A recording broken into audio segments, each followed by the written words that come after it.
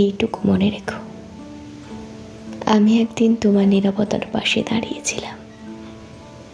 সবাই যখন ব্যস্ত ছিল নিজের পৃথিবী নিয়ে, আমি চুপচাপ শুনেছিলাম তোমার কষ্টের গল্প।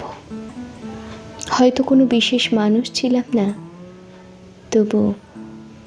তবু অনুভূতিগুলো সত্যি ছিল।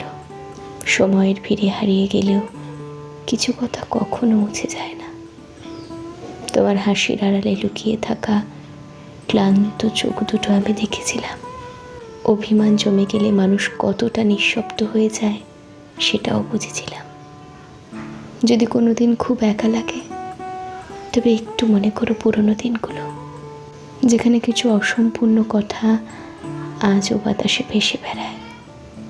সব সম্পর্ক শেষ হয়ে যায় না, কিছু সম্পর্ক শুধু দূরে সরে যায়।